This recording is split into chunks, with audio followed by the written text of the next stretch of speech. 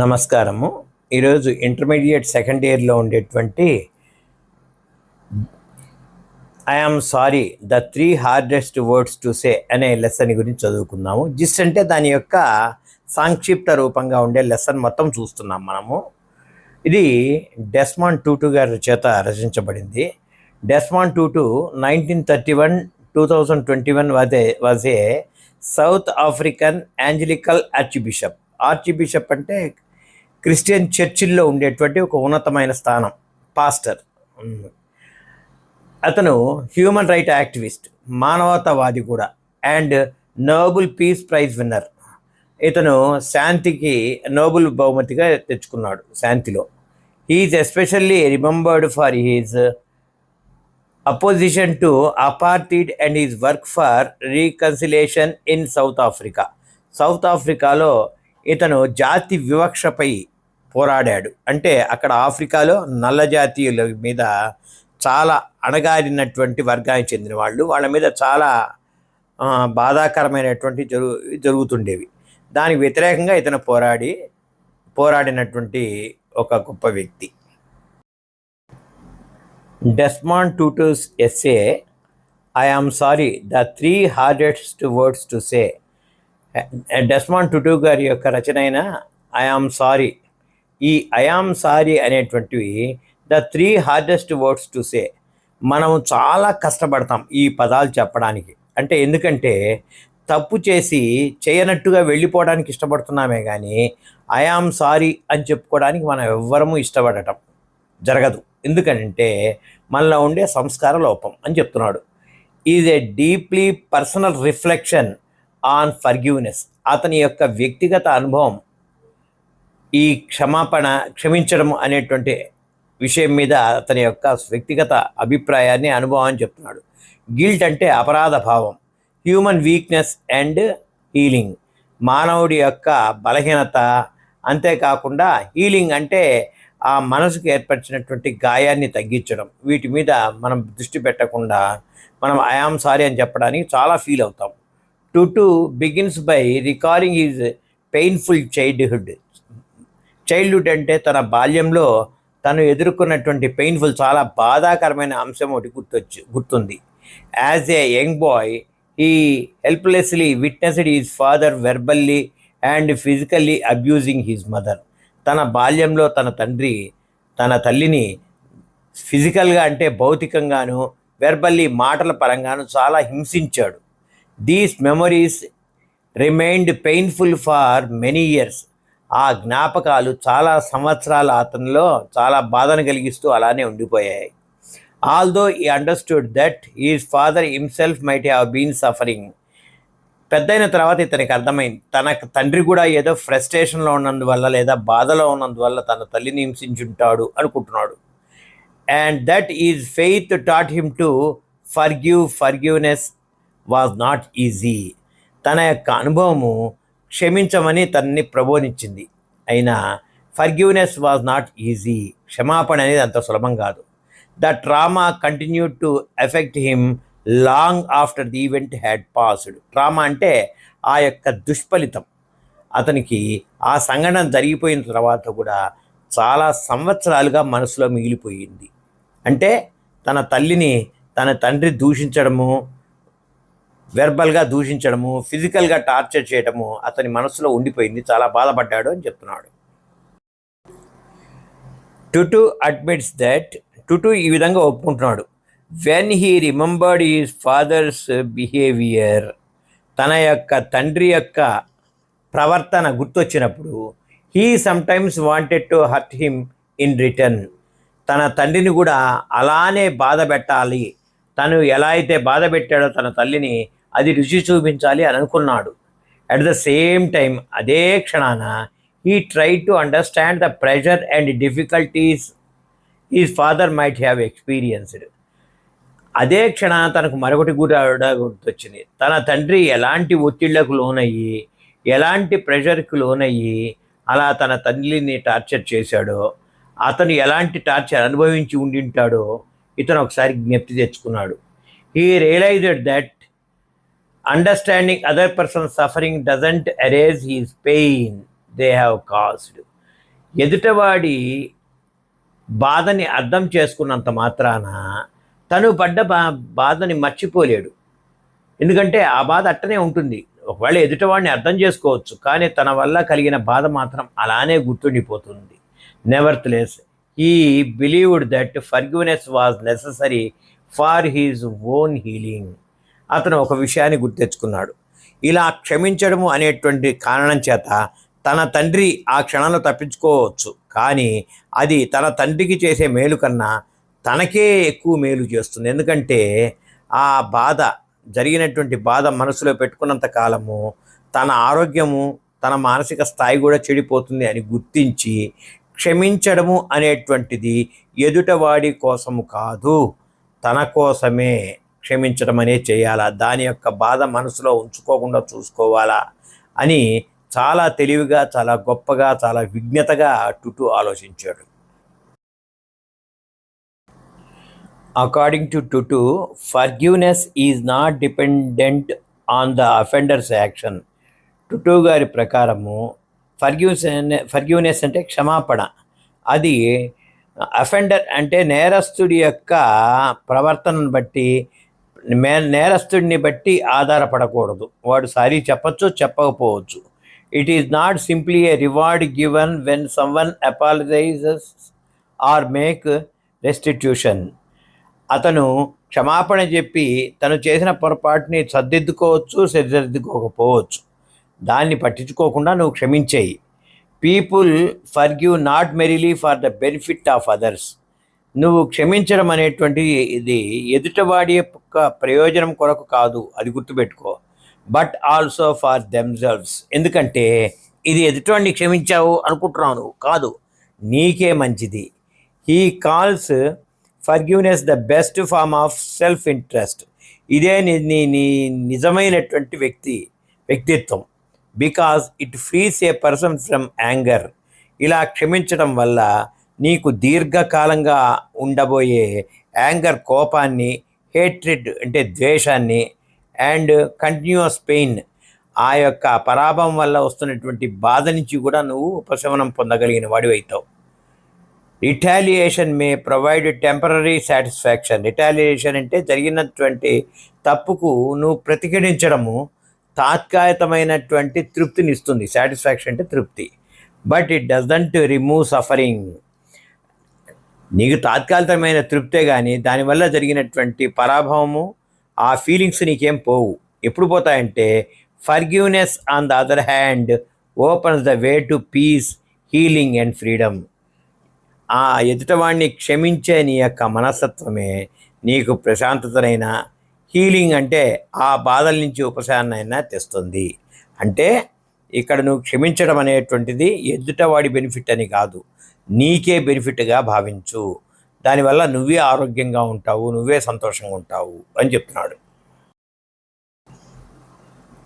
టుటు also relates forgiveness to his experience.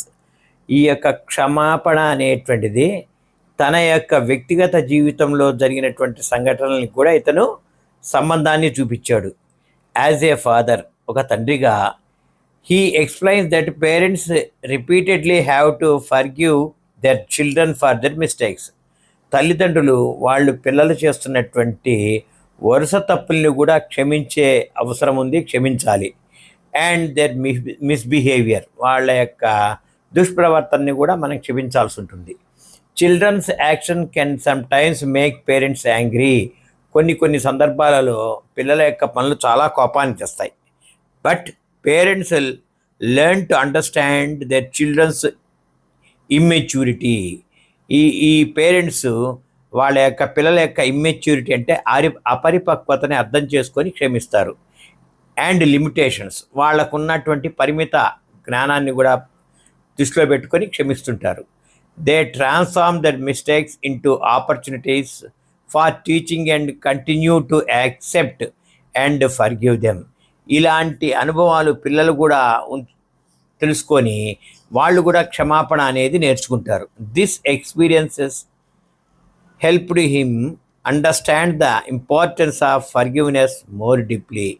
ఈ అనుభవాలు తనకేం నేర్పించాయంటే importance of forgiveness more deeply, ఇంకా ఎలా క్షమించాలి అనేటువంటి ఒక విషయాన్ని అతనికి బాగా తెలియపరిచాయి. The essay then moves from personal experience. ఈ యొక్క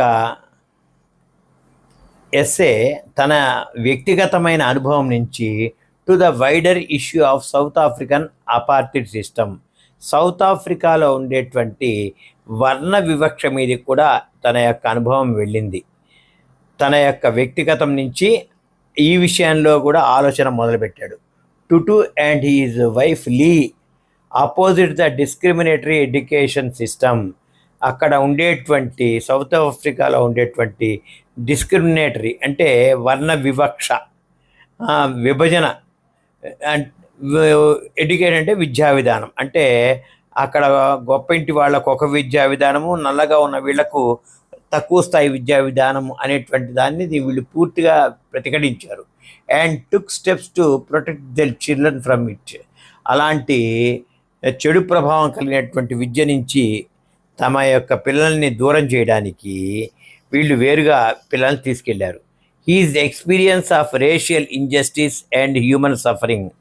ఈ విధంగా వర్ణ వివక్షగా, తర్వాత మానవ బాధలకి ఇతను strengthened his belief that people must recognise the humanity. దీన్ని దృష్టిలో పెట్టుకొని ఈ మనుషుల్లో మానవత్వాన్ని గుర్తించే లక్షణం పెరగాలని, అండ్ గుడ్నెస్, మనుషుల్లో మంచితనం పెరగాలని కోరుకున్నాడు. Even in those who have done wrong.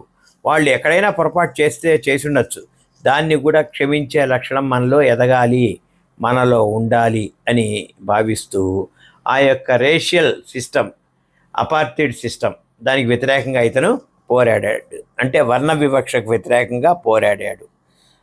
తమ నల్ల జాతి వాళ్ళ యొక్క గౌరవాల్ని, వాళ్ళకు ఉండేటువంటి హక్కుల్ని కాపాడుకోవడానికి ప్రయత్నించాడు. ఇలాంటి అనేక బాధలు కలిగినటువంటి తన యొక్క బాల్యంలో after it father's sudden death, తన తండ్రి అకస్మాత్తుగా మరణించాడు. Tutu experienced intense grief and guilt. తను చాలా విచారం, గ్రీఫ్ అంటే విచారము, గిల్ట్ అంటే తను తప్పు చేశాడేమో అనేటువంటి ఒక భావన కూడా ఫీల్ అయ్యాడు. హీ రిగ్రెటెడ్ దట్, తను చాలా విచారం వ్యక్తం చేశాడు. That he had not been able to have one final meaningful conversation with his father.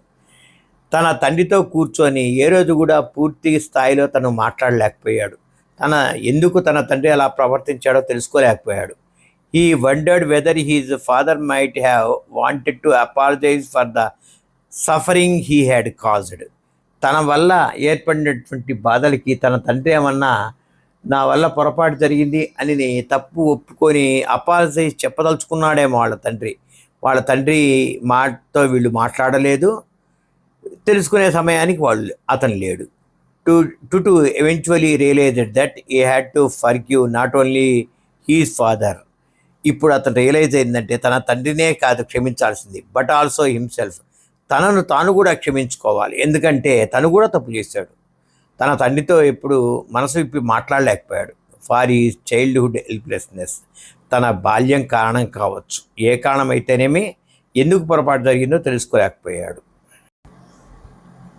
The essay concludes with a powerful message about human nature. మానవ ప్రవర్తన గురించి ఒక మంచి సందేశాన్ని ఇవ్వబోతున్నది ఈ essay. No one is born completely cruel. ఏ ఒక్కడు కూడా పూర్తి తప్పు చేసిన వాడుగా పుట్టడు, అంటే నేరస్తుడిగా పుట్టడు. Violent or hateful. ఎవరు కూడా వైలెంట్ అంటే క్రూరంగా ఉండడము, హేట్ఫుల్ ద్వేషాన్ని ప్రదర్శించేవాడుగా ఎవరు ఉండరు, ఎవరు అలా పుట్టరు.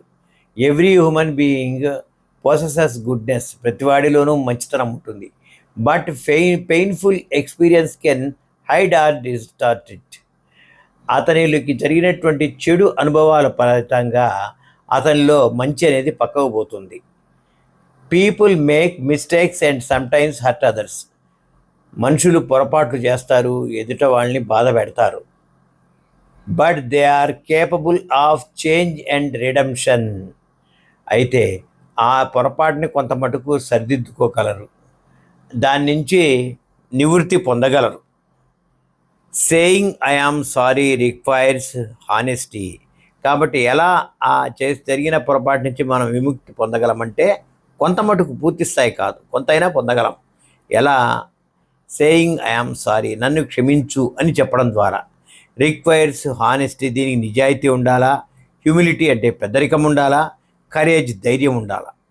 Asking for forgiveness and admitting one's wrongs are signs of strength. మనం అనుకుంటాం ఎదుటివాడికి సారీ చెప్పడం అంటే భయపడి చెప్పామని. కాదు, సారీ చెప్పడానికి కావాల్సింది ధైర్యం. సారీ చెప్పేవాడు ధైర్యస్తుడే, నాట్ వీక్నెస్. అది ఏం మన బలహీనత కాదు. Forgiveness allows people to free themselves. అలా క్షమాపణ అడిగి మన తప్పుల నుంచి నివృత్తి పొందగలిగామంటే టు ఫ్రీ దెమ్సెల్వ్స్, తమని తాము ఫ్రీ చేసుకున్నట్టే లెక్క. తనలో ఆ బాధ అనేటువంటిది లేకుండా చేసుకున్న వాడి లెక్కే. From the mistakes of the past and more forward in to the future. జరిగినటువంటి పొరపాటుని సర్దిద్దుకొని సంతోషంగా ముందుకు వెళ్ళగలం. With greater peace and understanding.